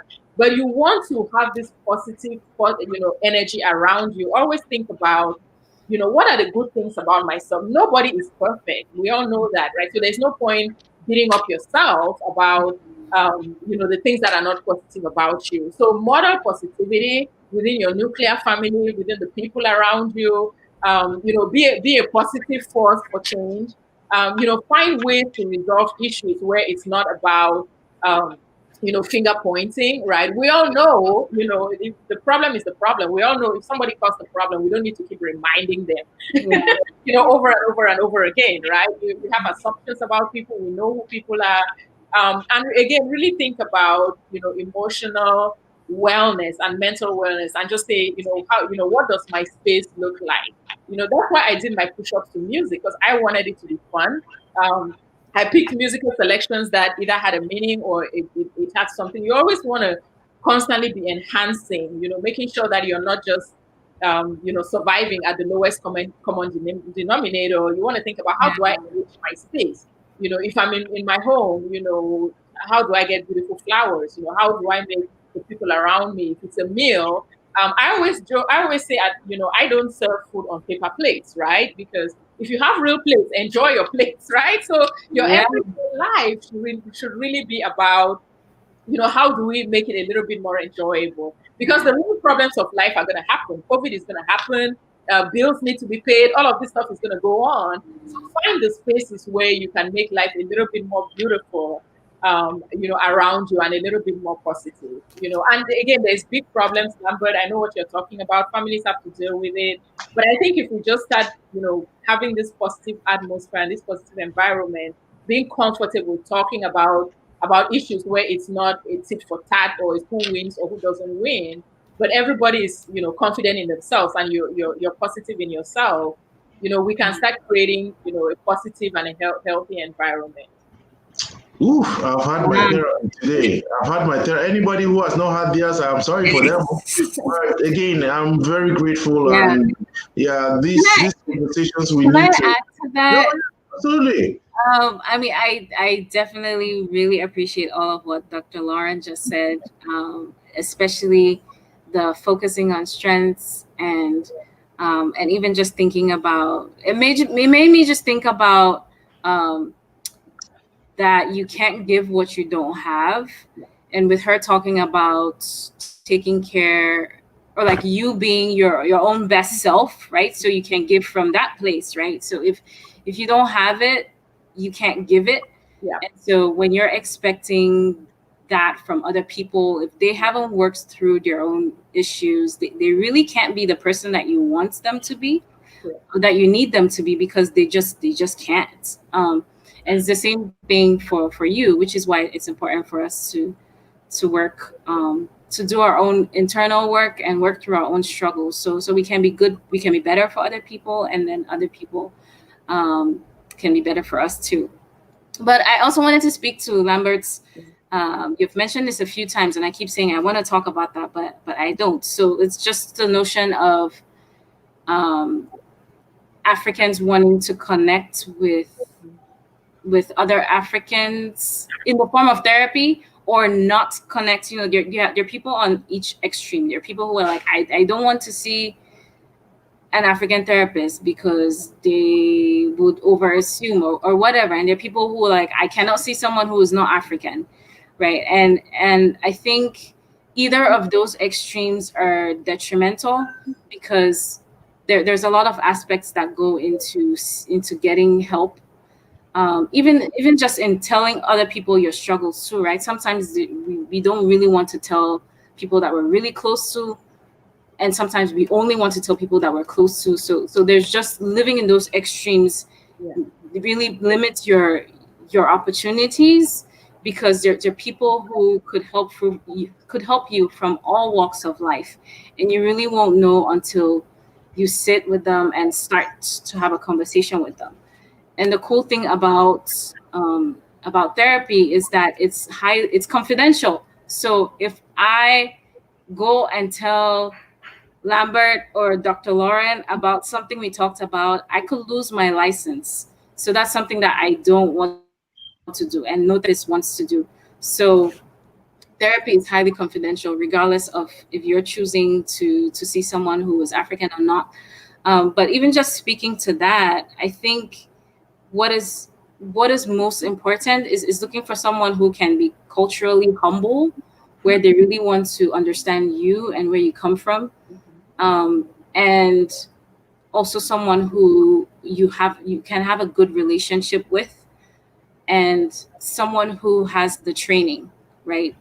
This is if you're seeking professional help, someone who has training and who is humble enough to want to sit with you and understand where you're coming from, and someone who is a good fit in terms of relationship, how you guys work together, right? Those are the most important qualities, rather than looking to where the person is from, or if they're white or whatever race.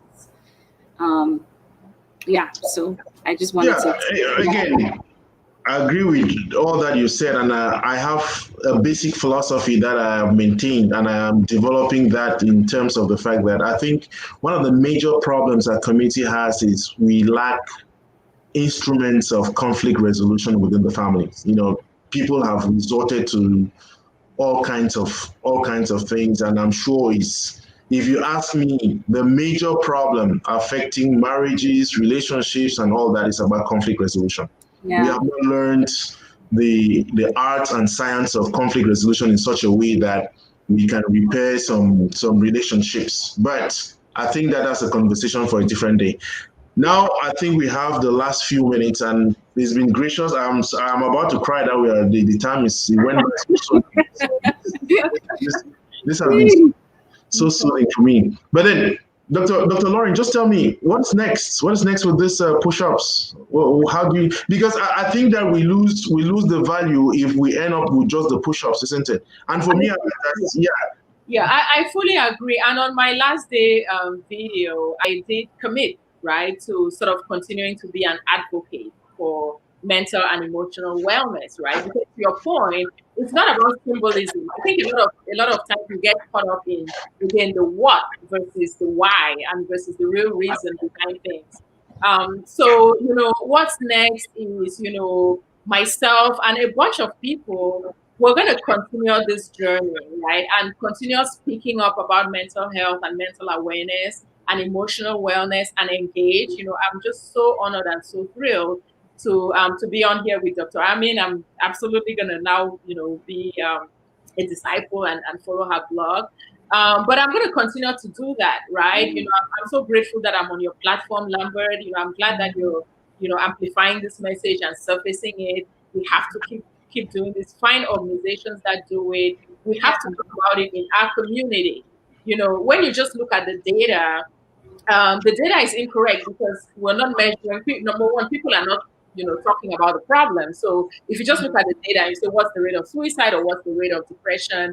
I'm not sure that it's entirely accurate. So we have to find ways to get people, to move people to the point where they can actually talk about the problem, they can fix the problem, we can give them very specific tools, we can get them experts. I can't say this enough. We need role models. People have to be able to see something, see what is possible, so we can have the next generation of our young people thinking about being psychotherapists and clinical psychologists. So I'm gonna stay very directly engaged. A bunch of people that we worked on with this together are staying engaged. Getting involved with organizations, but most importantly, using every platform that we have, and even modeling it ourselves, right? Because again, as Dr. Ami said, you cannot give what you do not have. So first of all, even modeling it ourselves and sort of, being examples and to continue doing this. Dr. Amin, so what is next for you? I mean, after this conversation, we are going to have 20 Africans, 20 Cameroonians calling you for therapy. What is next? What do you think? That's a good question. I think part of what I find that it's something that kind of holds just my availability is, as much as my blog is a resource, and and I like to hear from people, and I want to continue to help any way I can in terms of either talking to people in that way or responding to emails, whatever it may be. In terms of work, I'm really bound by wherever I work, right? And so it's more of I can see clients in the state of Pennsylvania only because will be licensed in Pennsylvania soon, and I the organization where I work is I can choose to have my own practice, which at this point I'm still navigating, right? So, so I'm available. I'm available as a resource. In terms of therapy, I will be available once my wherever I work is made available to the public, if that makes sense. Okay, so I mean, this is we can do this on, isn't it? I mean, I don't need you to give any license in order. When I call you to say that I am feeling depressed, I don't need any licensure for that. But again, I think the point you are making is bigger than just that. Professionally, you have to right, yeah. But I don't think that the community would be like just saying that. No, for me, it's important just from the standpoint of identifying what the problem is, Right. where the resources are, and who the persons are that we can, say, hey, I have this in front of me. Where can you point me to? Because I can tell you right away, Dr. Lawrence said it at the beginning, isn't it? Destiny helpers, isn't it? That's what this is supposed to be. We need to push that, because we don't want to hear another suicide. Then we start calling for the community to come out. We don't want to hear some other person, depression here and all. We don't want that. We don't want to hear someone dying of some liver problem because they poured their life into a glass and drank it and all that. Right. We need to start the conversations and having the conversations in such a way that they are constructive and open up that safety, that space where people can, really air themselves out. Absolutely. And I would say that for me personally, this has been very, very enriching, isn't it? Unfortunately, I've broken every rule of journalism on this show today, but that's fine. But all I'm saying is this.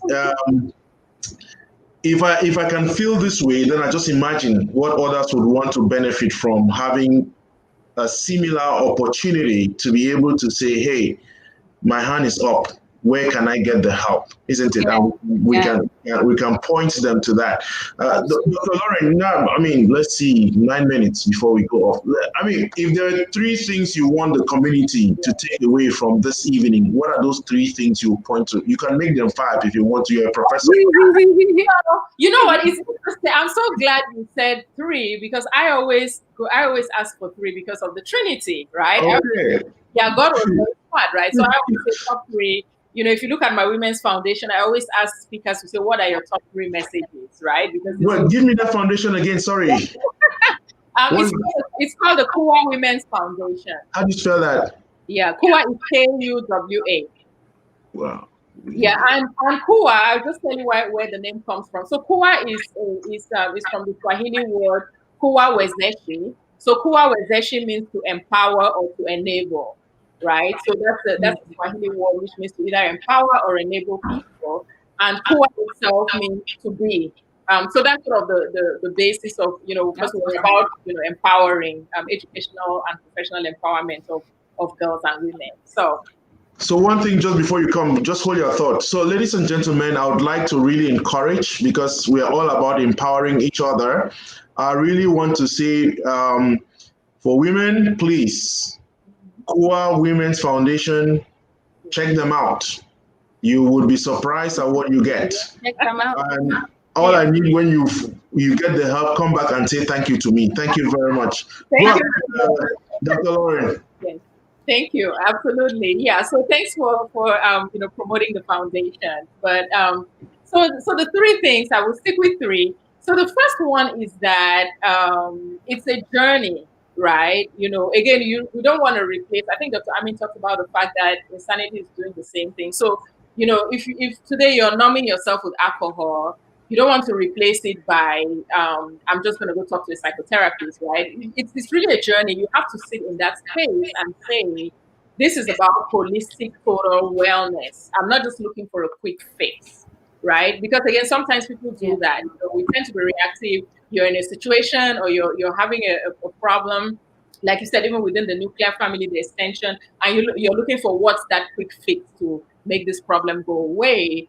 Number 1 is, and that's why I always talk about emotional wellness as well as mental, because it's really about, think of it always as this is now my life journey. I want to live in a positive space. I want to be my best self.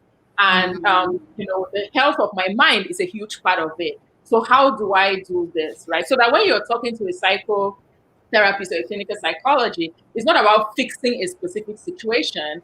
It's about you want to fix that situation, but you also want to build yourself up and you want to build the people around you up so that it becomes a part of who you are. So let's really think about as we invest in the homes that we have or the cars that we drive or all of these external trappings that we use or even positions of power or positions in our organization, think about investing in your mind and in your emotional wellness in the same way. It's more of a big picture thing. So that's number one. Number two is that you have to do something, right? So the awareness is number one. Again, Dr. Amin had very specific examples. It could be exercise, it could be something that you do, but you have to do something different. You have to think about, is it, if your routine has changed, that's why people do volunteering. People find volunteering so rewarding because it's outside of yourself, right? You're doing something out completely out. It's not about the financial reward or some sort of a payback. So number two is that always think about, and that you get a lot of growth from actually doing something. Think about something, somebody, organization, or community. In some way, there has to be some sort of engagement there. And then, the last piece that I want to talk about is you yourself. Always think about how can I be a change maker, right? I think President Obama used to use the word, we are the ones we've been waiting for. It's always very easy for us to, we have 1,000 reasons wrong with everything else, the world, the government, the people, everything else. But how can I be a change maker in my own little space? I always say, when I'm in an organization or a group, I always do a little bit of introspection and say, why am I here? What is my contribution? So always think about how can I be the difference? How can I be a change maker? Because that helps you with feelings of self-worth, with self-esteem. Again, you're actualizing and realizing your best self. Lambert, I know you keep saying, you say, well, I broke the laws of journalism or whatever, but you're doing a fantastic job on this platform. Yeah. Right? We're having a great. So we always want to always think about that. Always think about what are the things I'm doing well versus these things that we've built into our minds, what we should be doing versus what we're doing and what we're accomplishing. So that's very important. Always think about the fact that I am enough to make change. I can be a change maker. I can be the difference in, it can be big, it can be small. And, we really need to stop minimizing ourselves and minimizing others. Oh, I feel so good. This should go on for another 2 hours. Oh my goodness. Dr. Amin, so you've given us lots of things. I don't want to say what 3 things do you think we should take home in terms of building our mental health? Yeah, I think Dr. Lauren gave some great things. I just want to say second that. But I can add. Well, the first thing I want to say is acceptance. I'm just going to make my points brief. Acceptance in terms of that it's okay to struggle. We all struggle, right? We all have issues. We all have problems. Everybody. I have problems too, right? We all have problems. So acceptance is the first piece, is that when we're able to accept that I have a problem, then we can make steps in whichever direction, right? So that's the first one. The second one is that you're not alone, which goes with the first one, and we are all in this journey, like Dr. Lauren said, together, right? We all are going through something, and so you're not alone. And the last one is there are resources, and there are resources either through just this platform that Lambert has made available. Dr. Lauren, I'm a resource too. Like there are resources, and even if it's not within the African community, there are resources around you. So all you need to do is reach out. So just remembering accepting where you are and what you need, and recognizing that you're not alone, and finding resources around you. Thank you. Any last words, Dr. Lauren? Oh, I just want to say thank you, Lambert. This is, just your foresight and vision in picking this topic and in creating this platform. you've probably impacted a lot more people than you can ever imagine. So I want to say thank you. I really want to applaud Dr. Amin. We need more people like you. Again, I hope you get more visibility in our community, and just keep doing the great work that you're doing. And to everyone out there, let's continue to elevate each other. Let's be confident, right, in facing our challenges and moving forward, and really strive to continue to be our best self. So thank you very much, Lambert. That's my last word. Thank you. Dr. Amin? Yeah, I just wanted to say thank you as well. Yeah, just thank you, Lambert, and also thank you, Dr. Lauren. I feel like I learned a lot just sitting here with both of you, and so I appreciate having this opportunity, and I'm glad that you're making this platform available to anyone listening. And yeah, just thank you. That's most of what I want to say.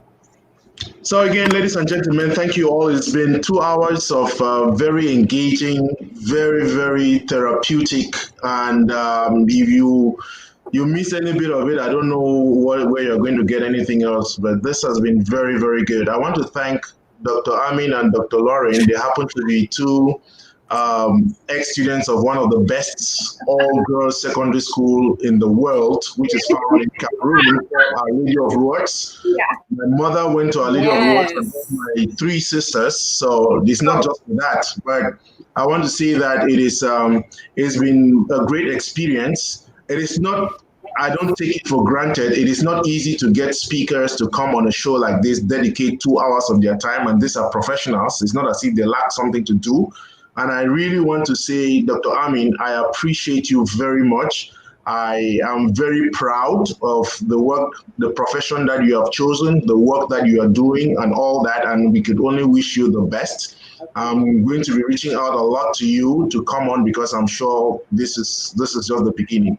And to Dr. Lauren, I mean, at first I thought that I was asking too much, but I think that I did the right thing.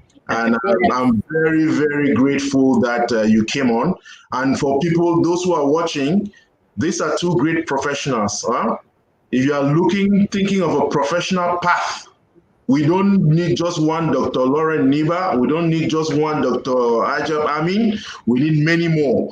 And because they have already gone down that road, they can lead you, they can hold your hand, they can tell you, this is how we did it. You can also try it and see how it goes. That is why we have this platform. Our conversations this evening, they are focused around mental health challenges within the African immigrant community. And we went around, we touched a couple of issues, but two things that I want people to take home today are just what each of them said here. There is help, enormous help that you can get. And do not drown yourself because you did not seek out for help. There is help.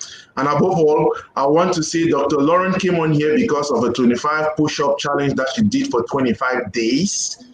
It's not just 25 hours, 25 days, okay? It is, don't take it for granted. I've exonerated myself already. I've excused myself.